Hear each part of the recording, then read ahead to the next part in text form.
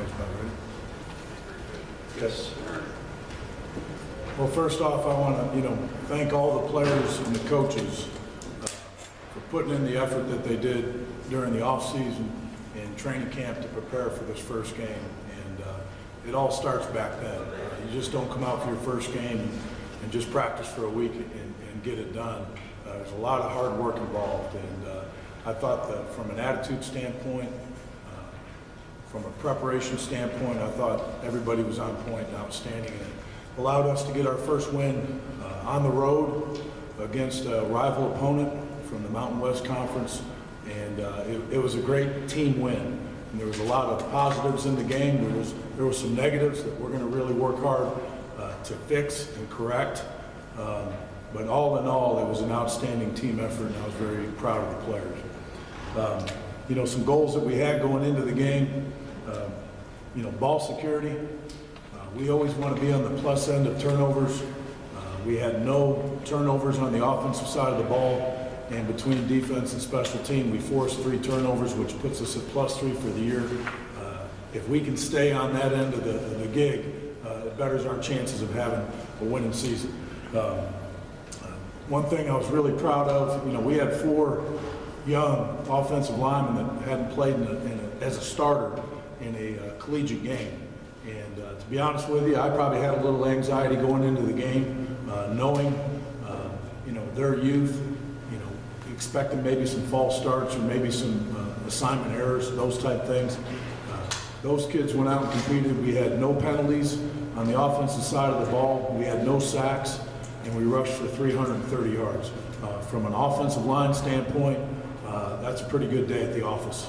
And I thought they were physical, and they owned the line of scrimmage against New Mexico, and I was proud of that group. I thought really for their first time getting out there, they played like we expect a UTEP offensive line to play. I thought Jamil was very efficient with the ball. He did have 2 drops. He was at right about 50%, but he managed the game great. He made great decisions with the ball. I think, going back and watching it, he only made 1 poor decision with the ball. And what I liked is he made some plays with his legs and put the stress on the defense, and we encouraged him to do that. I thought the running backs were outstanding.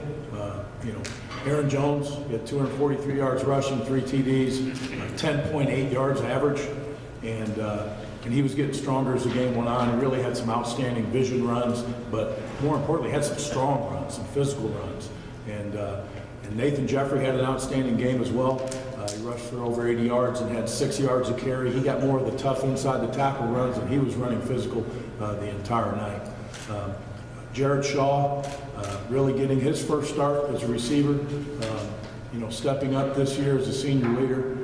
He had a 48-yard touchdown and led our team in receptions, and that's what we're excited about, is having senior leadership out there, and I thought the seniors did an excellent job. Also, you don't get those yards if the tight ends and the running backs and the receivers aren't blocking. I thought Ian Hamilton did a great job on the edge, blocking their safeties. I really felt the fullbacks, Josh Bell and LaFasa, did an outstanding job. And then I think both our tight ends are excellent blockers, Tomlinson, and the guy that really did an excellent job in this game was Trey Ford. He graded out at 90%. He was very physical at the point of attack. From a defensive standpoint, I know they got a lot of yards, but from a head coach's perspective, I didn't have the same feel as what we had last year. I felt last year we got physically dominated. I didn't feel that was the case this year. Last year, when we played these guys, we only had 5 plays where we held them to 2 yards or less the entire game. We had 20 plays this year where we held them to 2 yards or less. There was 9 tackles for losses. The disappointing thing is we did lose edge contain. They did have some schemes that we had not seen that they implemented during the offseason, and they got us a few times.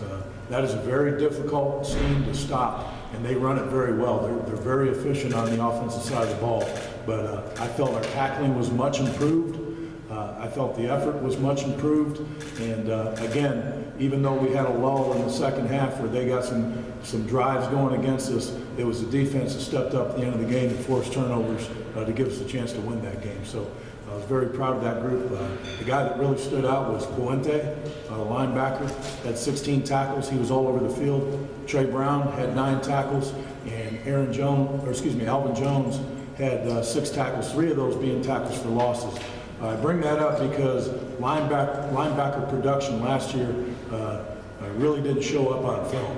And I was excited to see linebackers making the tackles, because when your secondary guys are leading the team in tackles, that's not a good sign. When your linebackers are making all the tackles, you're heading in the right direction. So 2 other guys I thought did a good job. They really had a tough time running interior-wise on Gino Breslin and Chavis and Alejandro Villarreal. Those guys did a nice job of controlling the line of scrimmage on the inside. We just got some perimeter things we need to clean up when we do play option teams again. The special teams I thought was extremely solid, starting with the punter, Mike Ruggles. He averaged 54 yards per punt. We even had some pooch punts with Jamil, and he did an excellent job. And at the end of the game, Michael Sroka, who is our pooch punter, he does it better than anybody on our team. That's kind of his specialist role. He's a pooch punter, and man, he put the nose of the ball down, and that thing dropped on that guy pretty quick, and he made a poor decision fielding that thing at the 6-yard line. And L.A. Dowell was the one that forced the fumble and recovered the fumble. And we've really made a big emphasis on special teams. Coach Nacken and Coach Rodriguez, they tally up every single point from an effort standpoint, from an assignment standpoint, and we have a thing called Top Gun, which Coach Nacken showed some clips from the movie, which I don't think any of the guys on the team have ever even seen that movie, right? But they now know who Tom Cruise is, Iceman, and all that stuff. But they're excited about it, and the Top Gun guy from this week was L.A. Dowell. He was the most productive special teams player. He has a role on this team as that, and he took that role to heart. I also thought Maddox was outstanding. He was 100% on PAT field goals and 100% on field goals, and he booted 3 of his kickoffs out of the end zone, and that was real important for us because they were the #1 kickoff return team in the country last year. They had the best returner in the country. Their average start, our goal was to keep them minus 25-yard line or less. We held them to the 22-yard line was their average start. I thought the kickoff coverage unit was outstanding. So again, very solid on the special teams. We did have one mistake there where we didn't snap the ball and we had to delay a game. But all in all, for a first game to have just 2 penalties, that just shows that the players are in tune and disciplined, and they understand their role. We had another defensive false start, which is inexcusable because those guys need to be looking at the ball. But a very clean game from a penalty standpoint, a very physical game, and I really, again, proud of our team and the way that they handled going on the road against a team that defeated them last year, and that's a good taste to get the win at New Mexico. It made for an enjoyable bus ride for everybody on the way home. Any questions about the game before I talk a little bit about Texas Tech? How much are you impressed with the improvement of the overall focus from no penalties to receivers blocking and special teams coverage? Well, you know, I've said it, you know, overall everything, night and day. You know, these kids are focused. They come to work every day, starting with the meetings. You know, you can see their eye contact, they're paying attention, they're taking notes. They take it onto the practice field, they practice hard, they practice with energy. We're not pulling teeth as coaches trying to get those guys to work. They enjoy it. And what I was pleased about as a coach, sometimes that doesn't always translate into the game. They got to carry that into the game, and our guys did do that. Another goal we had in that game was to get off to a fast start, and that's about the fastest start as I've seen us getting up 24-7. It really kind of put the game in balance and forced those guys to come back from behind. My hat does go off to New Mexico. They fought back now. They're a scrappy team. They're well coached, and they showed a lot of resolve and fight.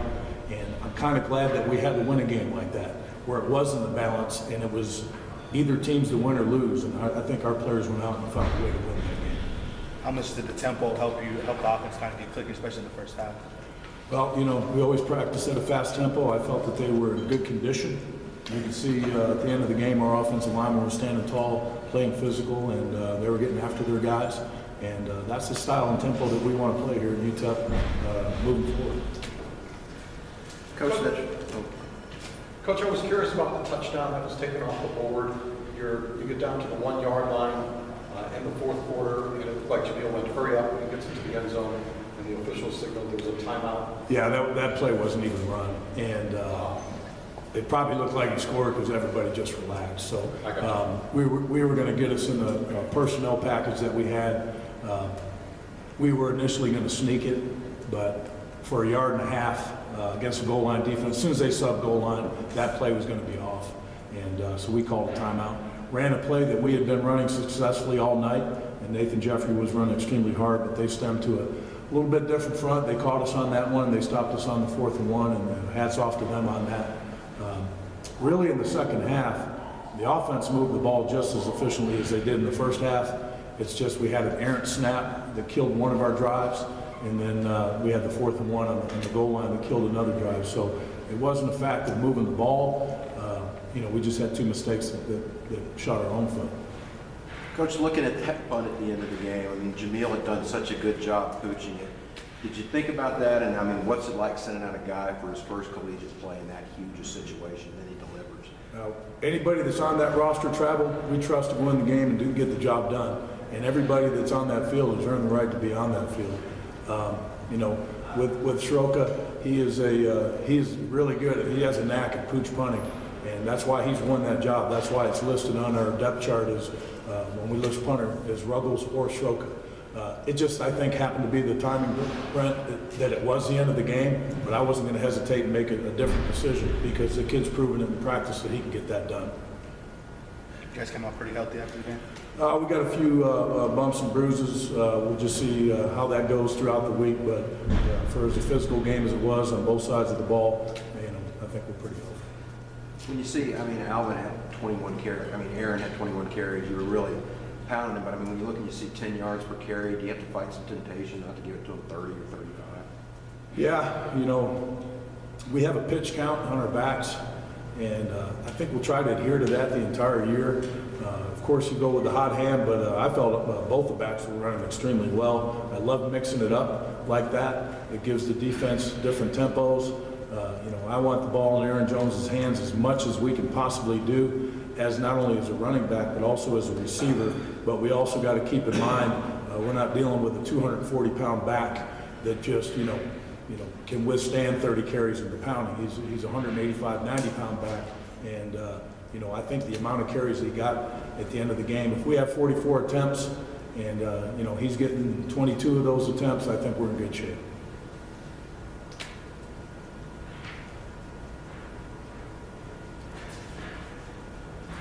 Anybody else? Okay, I know we're extremely excited about, Texas Tech coming to town. A Big 12 opponent. They won their bowl game last year. They really got after Arizona State in the bowl game. They pretty much returned their offense intact. The quarterback that started the bowl game last year as a freshman, he's back. He threw for 452 yards and 4 touchdowns in the last game last week.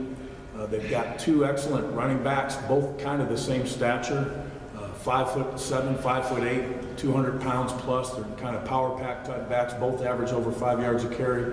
They return most of their receivers. In particular, number 4, he had 11 receptions last week for 184 yards and a touchdown. Very up-tempo style. They do run the ball and run the ball efficiently, but they sling it all over the yard. And we're going to have to be on our screws defensively because I can't think of a more drastic switch going from, pistol triple option to spread up-tempo passing attack. So it's going to be a complete switch for our guys, and I know they'll be excited about making the change. That's what's great about football. Each week's different. Defensively, they're a multiple front team. They've got some linebackers returning. They've added some size up front with some junior college transfers. In particular, number 9, their defensive end. He was their leading sacker last year. He's back. He's a dominant player. He had a sack in the last game. One of their outside backers, number 10, had a sack. Their returning leading tackler is back.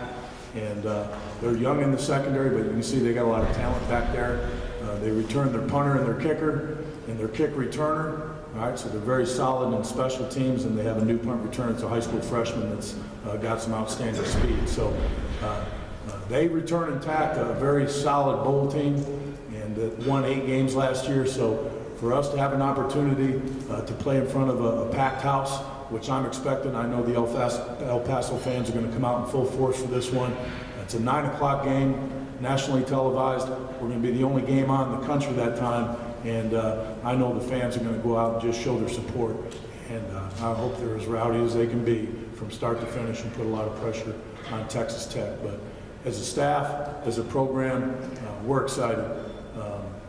We do know it's only one win, but to get that first win gives us a lot of momentum. It gives us energy, and we needed that energy to bring us into this second game. And I'm excited about having a chance to come home to El Paso in front of a great crowd and play a quality opponent like Texas Tech. Central Arkansas has really controlled the line of scrimmage, and then that's something that you guys like to do. Is that kind of an advantage? You just base your first look at film? Well, you know, they really kind of held the run game in check.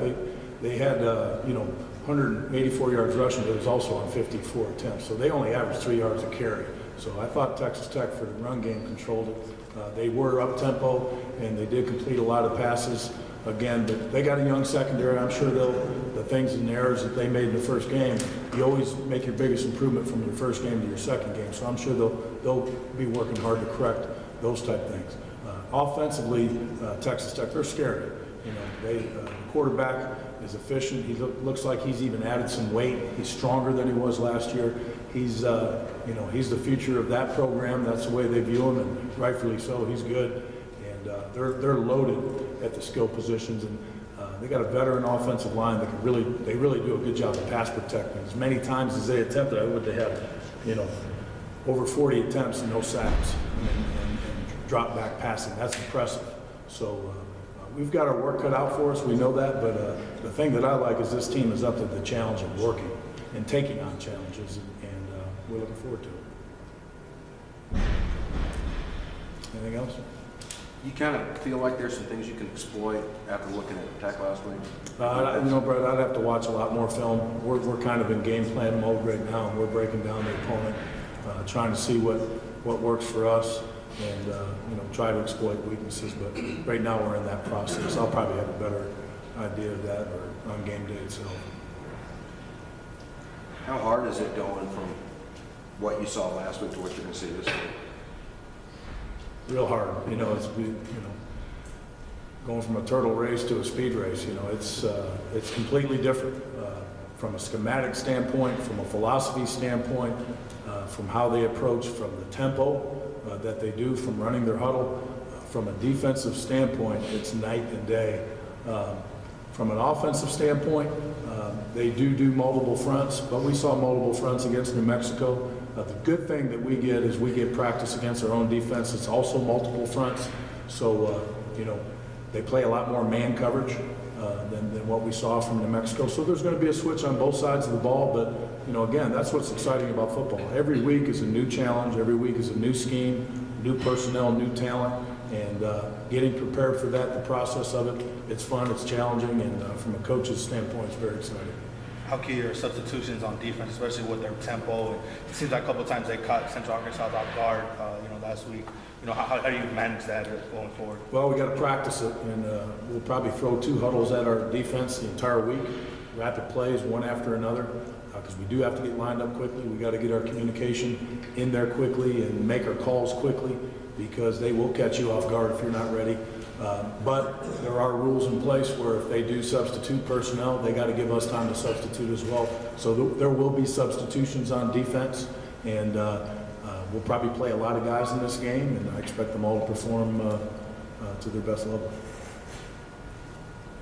Speaking of your substitutions, Coach, compare the depth for both teams. I know sometimes that kind of plays into it late in a game. Well, I've mentioned it before. I think one thing, we're probably not where we need to be depth-wise at a few positions, and that comes down to us. We got to do a good job of recruiting, and we got to do a good job of developing players while they're here. So,